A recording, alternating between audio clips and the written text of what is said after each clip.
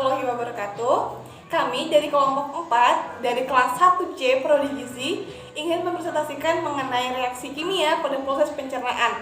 Dengan anggotanya, saya sendiri, Imelda Puspitasari dengan NIM 2107026081 dan juga teman-teman saya Ayu Novitasari dengan NIM 2107026082. Saya Junta Dwi Utami dengan nomor induk mahasiswa 21070260083. Saya Amanda Velia Rahmawati, NIM 2107026084. Saya Kamsaton dengan NIM 2107026085. Saya Fitri Nurhaliza dengan NIM 21070260086.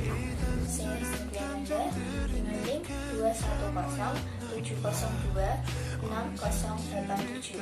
Nah, di sini kami akan mempresentasikan mengenai proses pencernaan dari mulut sampai juga keluar melalui anus. Berikut penjelasannya. Proses pencernaan merupakan proses sistem tubuh di mana mulai dari masuknya makanan atau bahan makanan ke tubuh, kemudian dicerna, diserap sari-sari makanannya, kemudian diekskresi di mana ampas makanan yang sudah tidak berguna bagi tubuh dibuang. Sistem pencernaan terdiri dari saluran pencernaan dan juga kelenjar pencernaan. Sistem pencernaan terdiri dari oral, esofagus, kemudian ada gaster, duodenum, jejunum, ileum, kolon, rektum, dan juga anus.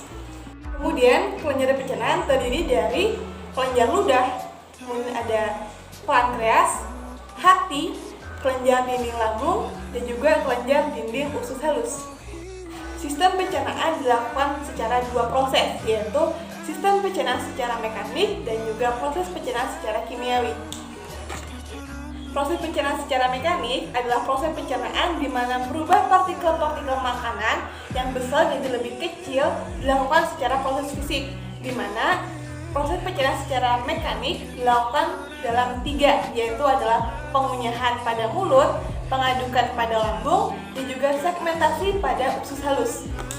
Kemudian, proses pencernaan secara kimiawi yaitu merubah zat-zat makanan yang kompleks menjadi lebih sederhana dengan menggunakan enzim. Pada proses pencernaan secara kimiawi, menggunakan zat kimia berupa enzim untuk menghancurkan nutrisi makanan yang besar menjadi lebih kecil agar mudah diserap oleh tubuh.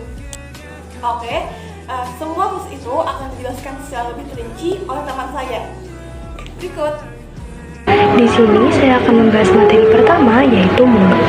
Mulut berfungsi sebagai tempat masuknya makanan dan proses dimulainya sistem pencernaan. Selain melewati proses pencernaan oleh gigi dan lidah, makanan pun dicerna oleh enzim lisozim, peptain, piromelain, dan enzim amilase. Nah, ada pula gigi yang akan menghancurkan makanan menjadi lebih kecil sehingga dapat membantu enzim amilase dalam bekerja. Selain itu juga ada pula lidah yang ada di dalam mulut yang akan mencampur makanan agar bisa bercampur dengan enzim amilase. Kemudian, enzim amilase itu sendiri dibagi menjadi 2, yaitu enzim amilase yang dihasilkan oleh kelenjar ludah dan yang kedua enzim amilase yang dihasilkan oleh pankreas. Fungsinya sama, yaitu sama-sama memecah pati atau zat tepung menjadi gula sederhana seperti glukosa. Nah, dari glukosa tersebut nantinya akan menjadi sumber energi bagi tubuh. Sementara itu, ada pula enzim lisozim yang memiliki sifat antibakteri yang dapat melindungi tubuh dari mikroba pada makanan. Sedangkan enzim peptain berfungsi sebagai menjaga keseimbangan cairan sel, dan enzim piromelain memiliki sifat anti radang, dalam artian dapat mengurangi peradangan dan pembengkakan. Nah, seperti itulah pembahasan mengenai reaksi-reaksi kimia yang terjadi di dalam mulut. Proses pencernaan makanan yang kedua adalah kerongkongan atau esofagus. Esofagus adalah sebuah tabung berotot yang panjangnya 20-25 cm, dimulai dari varik sampai pintu masuk kardiak lambung bawah. Makanan berjalan menuju esofagus karena adanya kerja peristaltik. Gerak peristaltik adalah gerakan otot-otot yang berkontraksi untuk mendorong makanan sepanjang saluran pencernaan. Maka, gerak peristaltik menghantarkan bola makanan ke lambung.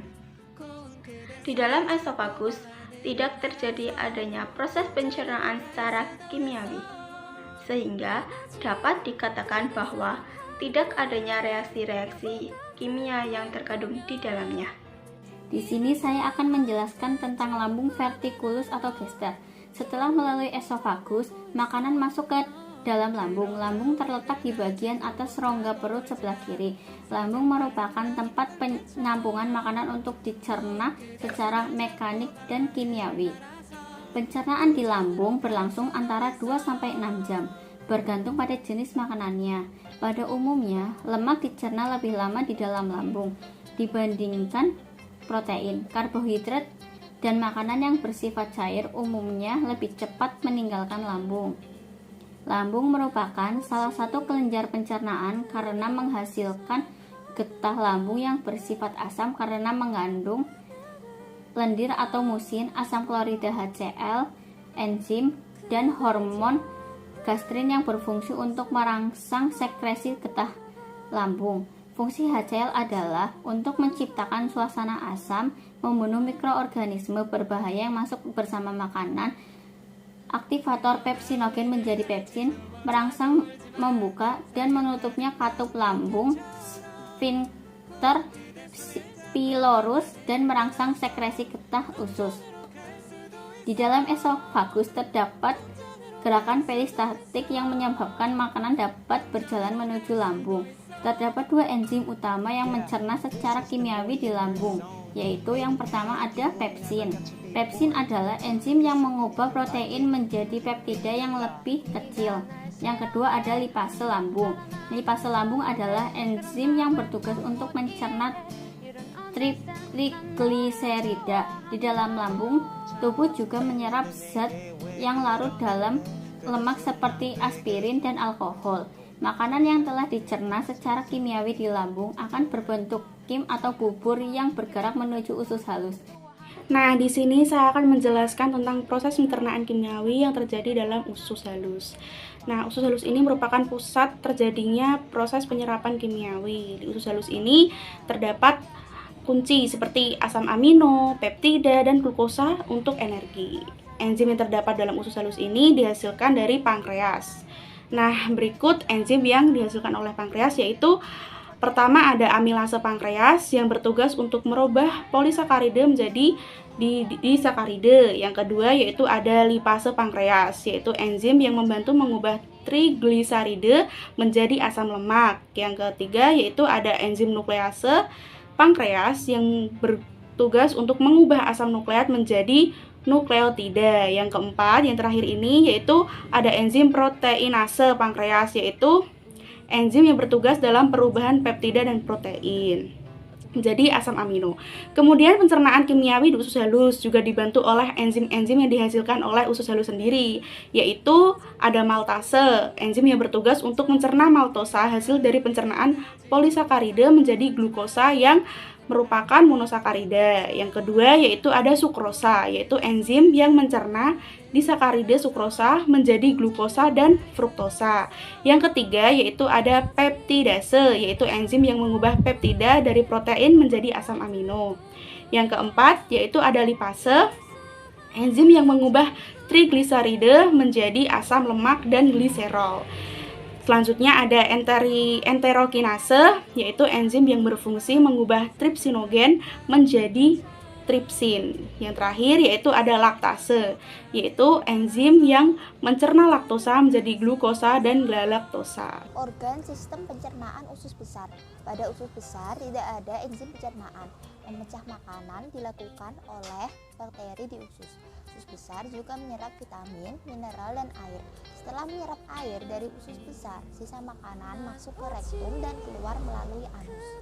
Dalam usus besar juga terdapat umbai cacing atau appendix vermiformis yang memiliki fungsi sama dengan tonsil karena memiliki banyak pemburu limfatik untuk antibodi. Di sini saya akan menjelaskan mengenai saluran pencernaan yang terakhir. Ada rektum memiliki panjang sekitar 20 cm yang menyambungkan antara usus besar dan anus. Rektum berfungsi sebagai tempat penyimpanan sementara untuk feses. sebelum dikeluarkan melalui anus. Pada saat rektum telah penuh dengan feses, maka akan ada tanda ke otak untuk mengeluarkan feses melalui anus. Rektum juga akan membantu mendorong feses untuk masuk ke anus.